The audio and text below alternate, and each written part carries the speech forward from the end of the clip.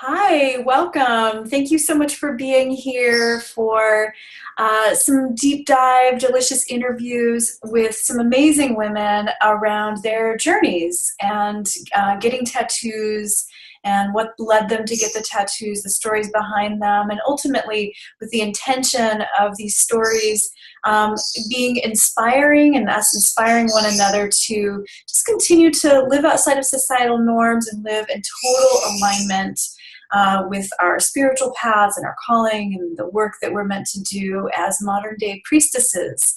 So I'm Jessica Hadari, and I support awakened women trailblazers to lead with pleasure and to mend the world with divinely guided rebellion. So thank you, thank you. And I'm going to go ahead and let these lovely women introduce themselves to you. So Shelly, we'd love to know what you're creating in the world. Hi everyone, I am Shelly Phillips. I'm here in Bend, Oregon, and my most recent creation is that I started a Montessori charter school here in Bend.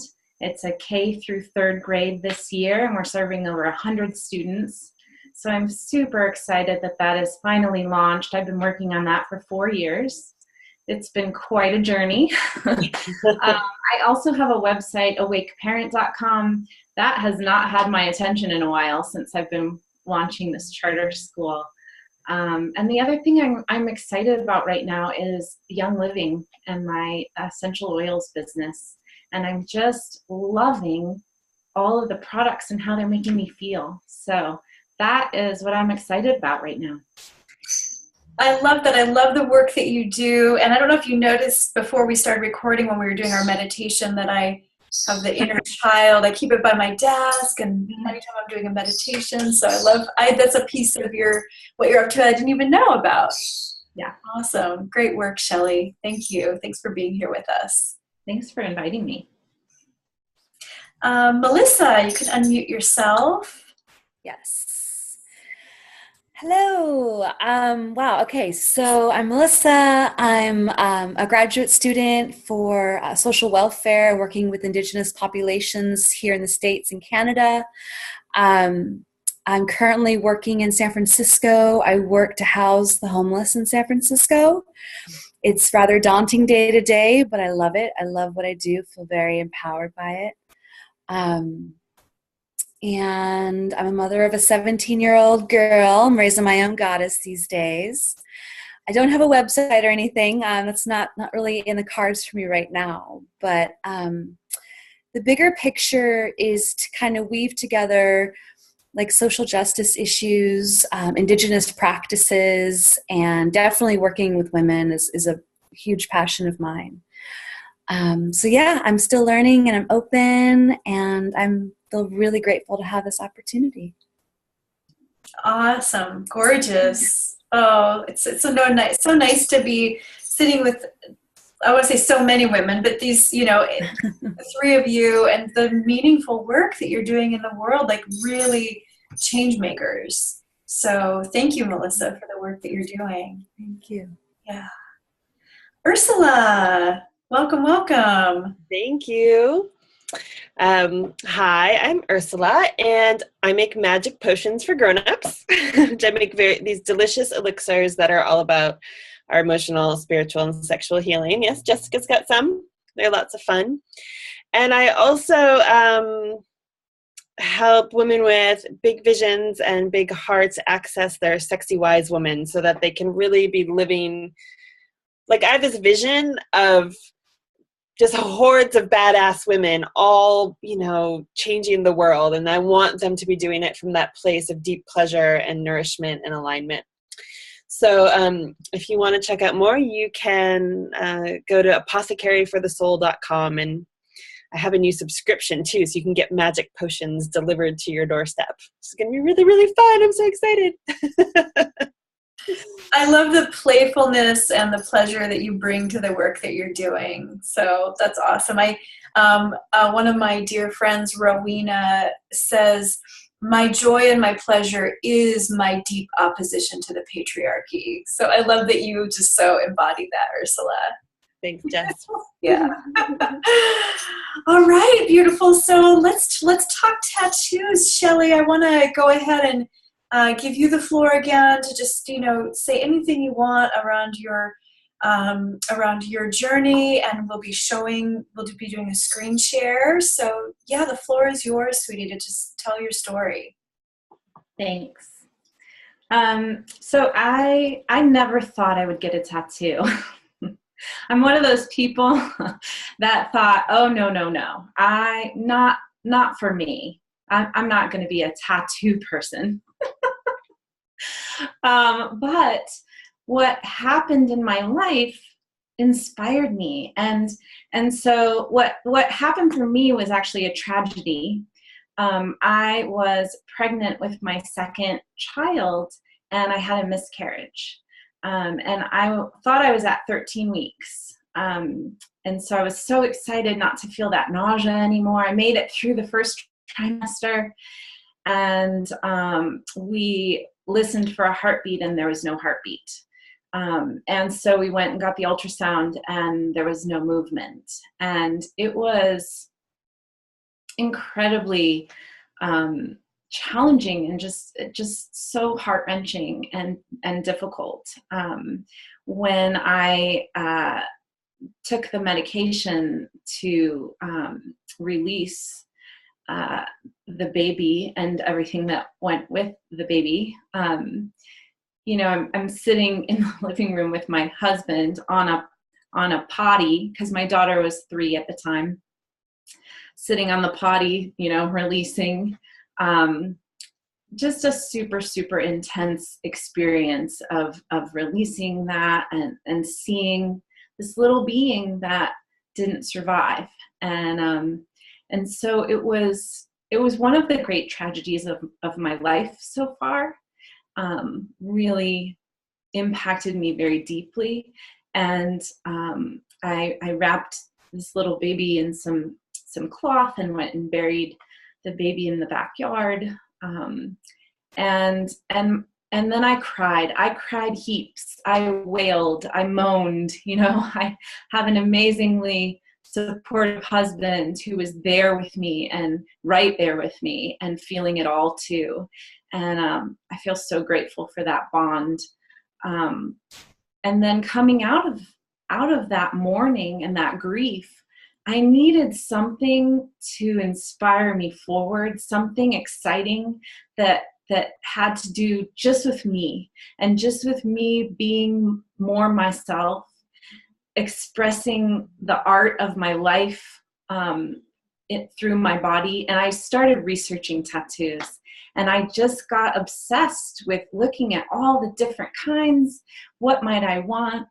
I decided on a botanical tattoo with some wildflowers of Oregon. And because I live here in Oregon with my wonderful husband. And it just, it really spoke to me to put something from Oregon. The other thing that it represented for me was an outward visual of my inner pain.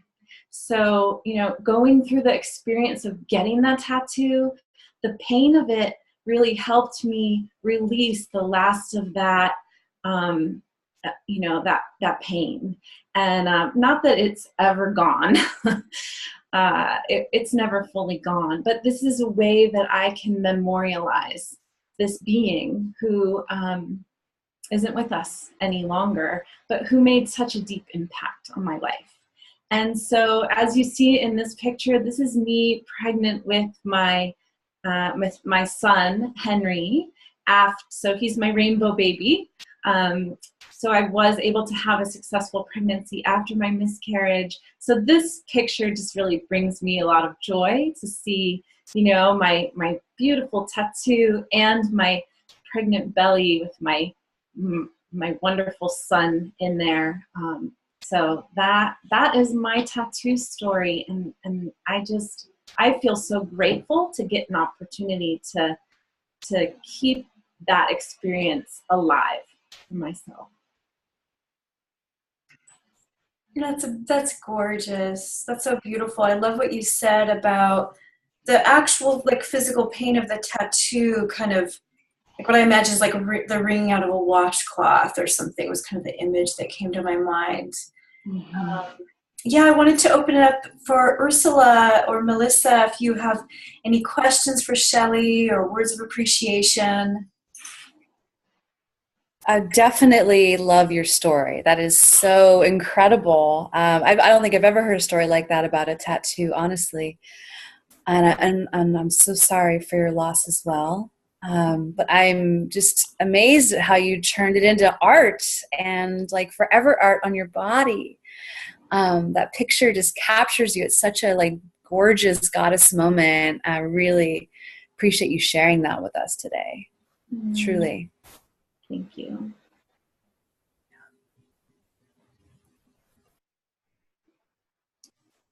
Oh, you have to unmute yourself. I'm muted. In addition to being a mom, I'm also a doula.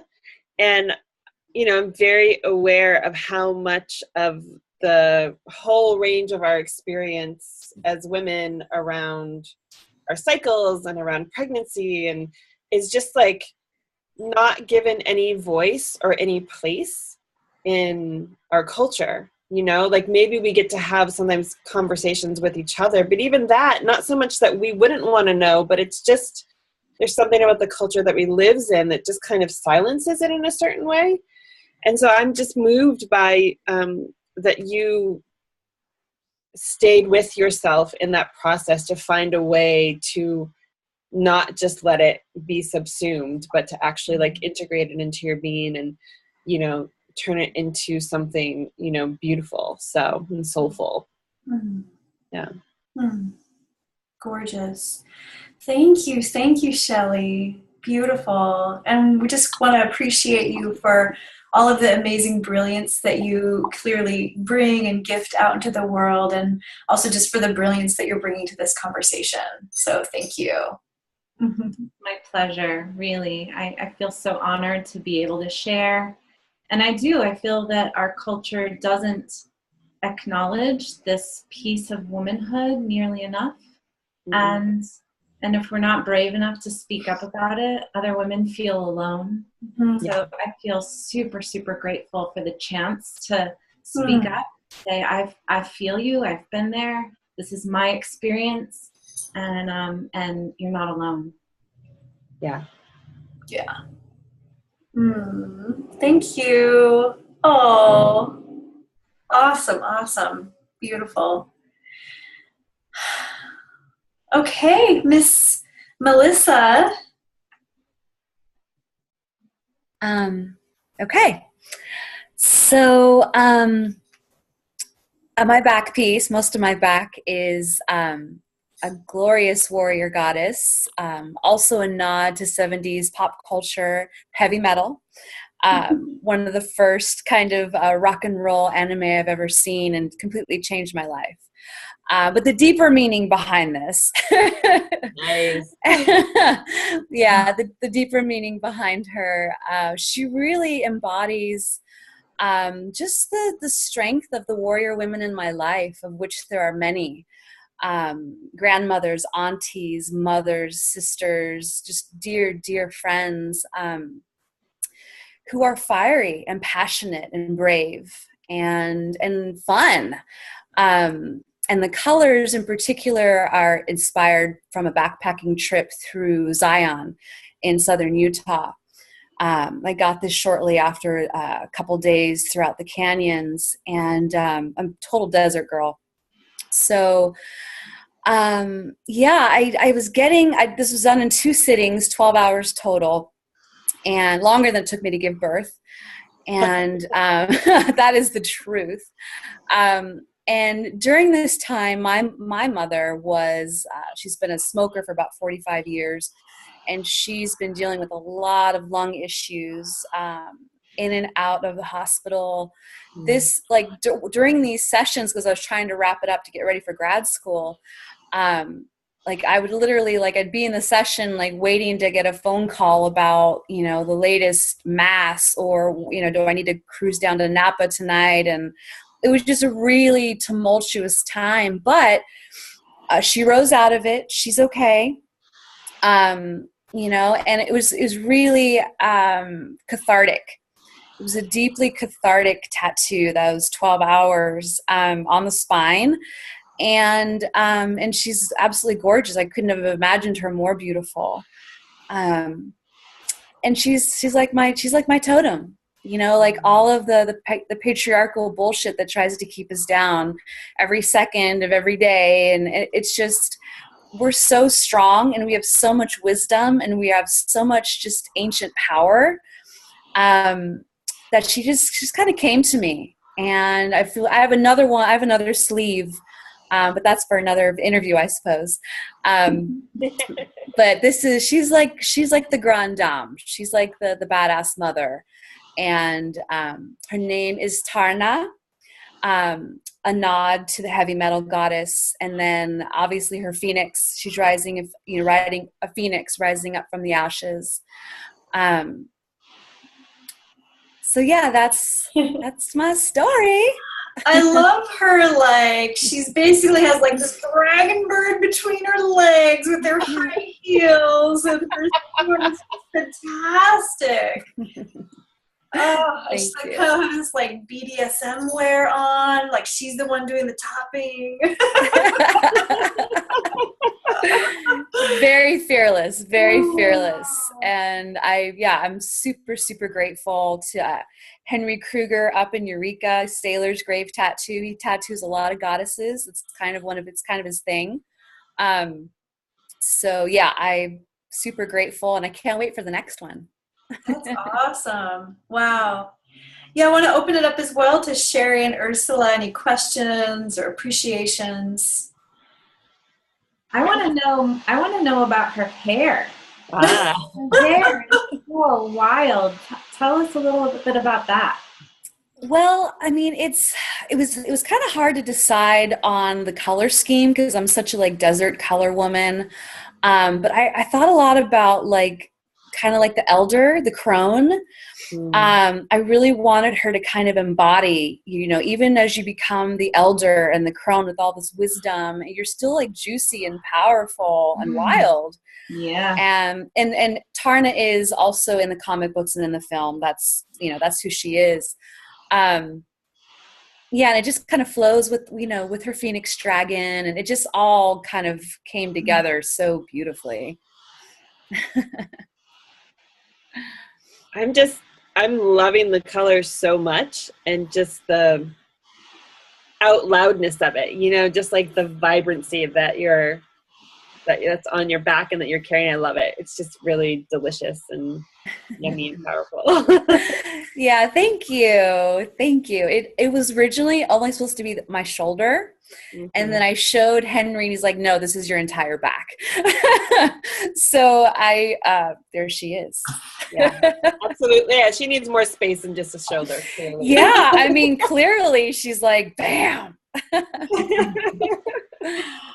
Oh, that's gorgeous. That's so inspiring. Oh, I love it. I love also the connection you made with because we're all moms on this call, and the connection between just the tattoo and giving birth and the fact that it's a phoenix, you know, so that just, I don't know, the symbology, rebirth, and it's just gorgeous. What a beautiful embodiment of goddess energy and vibrancy. And I don't actually know you that well. I think I imagine though that is like, there's like major facets of you and your embodiment of the goddess that is just like right on.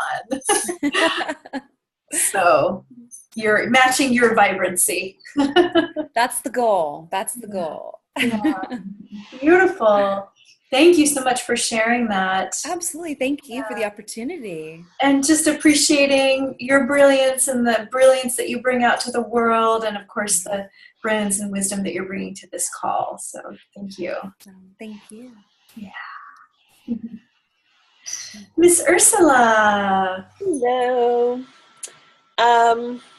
Let's see, my tattoo story. Well, I remember when I went off to college thinking about like, oh, that would be tattoo. Like, I'm old enough, I could get a tattoo. But I very clearly also didn't want to just like get something random. I felt like it, like that sounds exciting, but it doesn't sound so exciting that I'm just going to like pick something out of a book. And so I just let it kind of simmer, which is I think what I tend to do with things in my life. I like take them in. I'm like, okay, you're bubbling and doing your thing, and we'll see what happens. And then when I spent a semester studying in Madrid, and I love Madrid, and every day I would walk home a different way from the little school center to where I was living with a family, with a senora. Because I loved exploring. Like I lived close enough that it wasn't, now I would just take different paths and just check out all the stuff. And I found this really cool place, and it was called Museo Tatuaje, like the tattoo museum. And I remember, it was like the whole thing was like an objet d'art. There were just like pieces of art, like, and found objects glued everywhere in these like 2 or 3 small rooms. And I ended up becoming friends with the 2 artists. They were a couple, and they're both like wacky, sweet, bohemian Spaniards.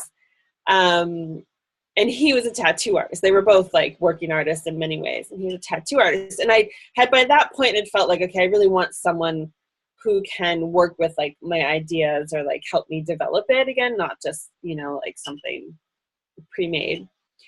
And so I told him, what I had in mind, and he worked up some stuff for me, and ended up, really liking one. And it has, so my name Ursula means bear in Latin. And, bear has always been strong medicine for me. I really identify with that. And so this tattoo in part has 2 paws.